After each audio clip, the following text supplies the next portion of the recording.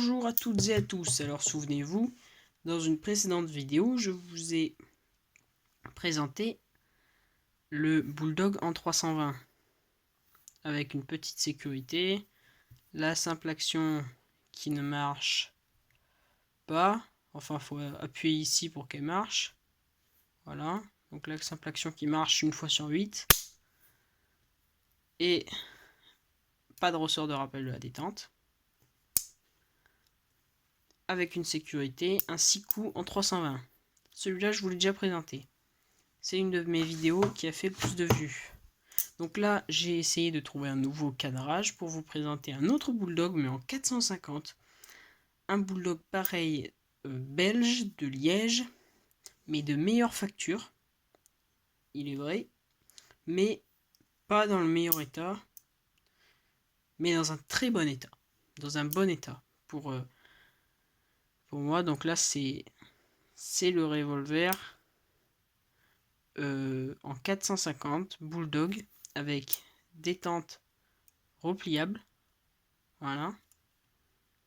Donc là, on a le petit trou qui servait à passer un câble pour les essais de tir, pour pouvoir après y mettre un poinçon, poinçon R couronné.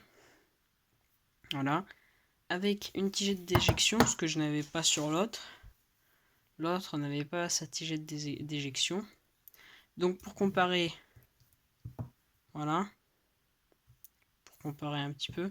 Celui-là ici, j'ai un peu travaillé la détente et le chien pour les faire bien ressortir par rapport aux autres, parce que d'origine, ça et ça, donc le chien, la détente et l'axe n'étaient pas bronzés et le reste était bronzé, donc j'ai voulu donc j'ai bien poli tout là, mais bon, il y a encore du boulot à faire, mais il faut que je démonte le chien et c'est compliqué de démonter le chien. Donc revenons à celui-là quand même. Poignée en ébène. Donc ça c'est du bois, c'est de l'ébène. Je les ai démontés, il y avait beaucoup de poinçons. Un clic tout à fait je vous fais écouter. Un clic tout à fait correct, hein. Pas de jeu. Et par contre, de l'autre côté, c'est un peu plus piqué. Bon, là, on est à la lumière, donc on le voit beaucoup. Il devait être posé comme ça, un peu à l'humidité. Et donc, comme ça, cette surface, le barillet est totalement parfait, hein, de ce côté. Mais de ce côté, il y a des défauts. Ça se voit pas autant, hein. C'est vraiment que là, j'ai mis beaucoup de lumière. Mais on a un chien qui est parfait, hein. Qui est vraiment parfait. Qui n'est pas, qui est un peu gravé même. Qui est un peu gravé. On a des vis aussi qui sont vraiment pas mal. Cette vis qui dépasse pour démonter cette toute petite pièce ici. Alors les bulldogs, à part démonter les plaquettes, enlever l'axe et le barillet, si vous n'y connaissez pas, ne vous y aventurez pas, vraiment pas. Donc la simple action, elle marche. Voilà, quart de tour. Donc vérification de sécurité, il n'y a pas de balle, hein. D'ailleurs j'en ai pas, mais il n'y a pas de balle. On le voit juste comme ça, hein. Pas besoin de regarder. S'il y aura une balle, ça dépasserait. Donc ensuite la détente. Voilà. Et ressort de rappel de la détente pour pouvoir. Donc on tire. Je vais ramener le chien. On est percuté, mais on relâche la détente avec le ressort de rappel de la détente. Il va se remonter. Bon là je suis resté longtemps, il a eu du mal. Mais hop, si je bloque, que je le rattrape, hop, il va se remettre en position de sécurité où on peut tourner le barillet. Donc on va refaire en double action cette fois. Allez, ça marche parfaitement. En haut, on a juste une mire, donc on visait comme ça, hein, vraiment. C'était pas fait pour de la précision, ça, vous tirez pas plus de 15 mètres avec ça, et il est préférable de ne pas tirer avec, ou de le faire réviser par son armurier.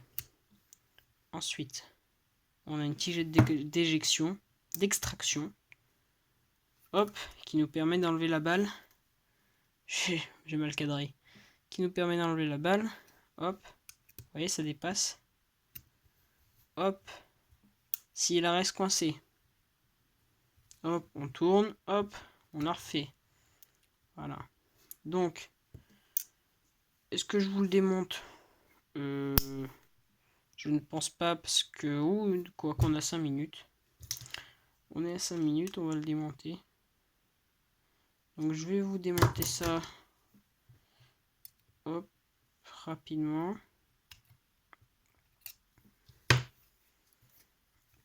Hop, donc on va le démonter pour un nettoyage ou pour... voilà. Ça c'est le démontage sommaire. On peut aussi enlever les plaquettes. Là je vais pas le faire, il n'y a pas grand intérêt. Même s'il y a beaucoup de poinçons. Mais il n'y a pas grand intérêt quand même. Donc là on voit vraiment la beauté du barillet quoi. De ce côté. De ce côté il est moins beau. Mais de ce côté il est magnifique. Là quelques marquages. Ici, le marquage de liège. Un L couronné, je ne sais pas ce que cela signifie. Je vais faire des recherches. Si quelqu'un s'y connaît, qu'il me le dise en commentaire. Et un B étoilé. Je sais juste que ça, c'est liège. Et que ça, c'est la Belgique qui reconnaît cette arme comme valide. Comme apte au tir. Voilà. Donc il y avait plusieurs manufactures qui faisaient ce genre d'armes, ou même des fabrications artisanales.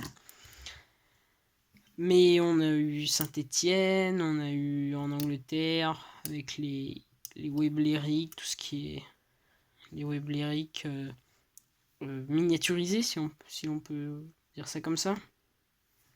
Donc là on voit bien l'espèce de petite lame qui va rentrer dans l'étoile pour faire tourner le barillet. Donc je vais essayer de vous le montrer. Voilà la petite lame qui est là, qui quand on tire le chien monte pour faire tourner le barillet. Voilà. Alors la détente quand on la met en simple action monte, je ne sais pas pourquoi. C'est vraiment bizarre, mais une fois sur deux, hop, elle monte. Elle prend un coup de ça là et fit, elle monte. Ça, je crois que cette petite pièce, cette petite partie là, si je ne dis pas d'erreur, cette partie, on l'appelle la gâchette. Et cette partie, c'est la queue de détente. Voilà. Et donc, le prolongement de cette partie là, c'est la gâchette. Bon, on va remonter ça. Donc, hop, on met en position de sécurité. On remet mais du sens de la machine, de la portière. J'arrive plus à parler maintenant. Voilà. Et on remet l'axe. Tout simple, hein, c'est vraiment tout con. C'est comme ça que fonctionnent tous les revolvers Bulldog. Je vais essayer de bien cadrer, mais c'est un peu dur. Voilà, et là, il ne faut plus que l'enfoncer, mais il faut avoir une certaine dextérité. Oh bah du premier coup. Et donc après, on remet la tigette dans le trou. Voilà, donc on est sur un canon rayé, j'ai pas eu le temps de vous le montrer, mais c'est un canon rayé. Des rayures droites, des belles rayures. Chambre magnifique, chambre miroir.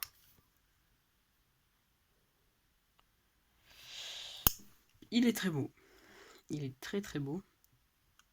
Donc je sais pas ce que vous en pensez. Toujours poignée en ébène. Magnifique. Si l'on compare voilà, celui-ci avec mon premier revolver Bulldog. Donc voilà, on voit bien la différence.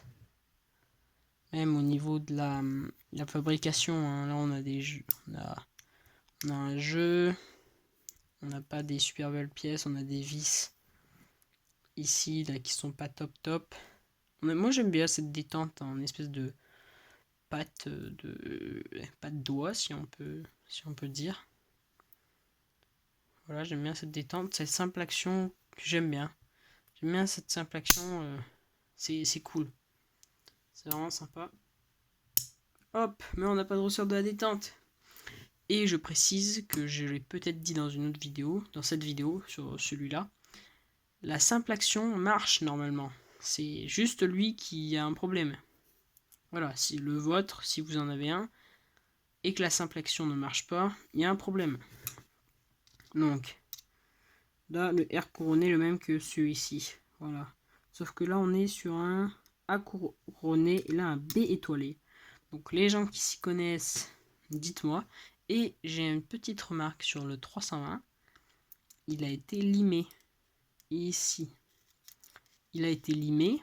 Pourquoi? Parce qu'ici, c'était le numéro de série. Et j'en ai parlé sur un forum d'armes anciennes. Et des personnes mal intentionnées, pour ne pas se faire tracer leur bulldog, ils pensaient que les numéros de série étaient enregistrés dans les fichiers de la police. Du coup, ils les limaient. Mais c'est complètement débile, alors que sur ce genre d'armes, les numéros de série étaient juste pour faire sérieux. Donc, quelqu'un qui avait des mauvaises intentions l'a limé. Du coup, c'est chiant parce que pour cette vis là, c'est compliqué de l'enlever. Puis elle est pas en bon état. C'est vraiment pas une super belle vis, hein, comme celle-là. Celle-là est en très bon état. Mais voilà, il y en a certaines qui sont pas en bon état. Par contre, le clic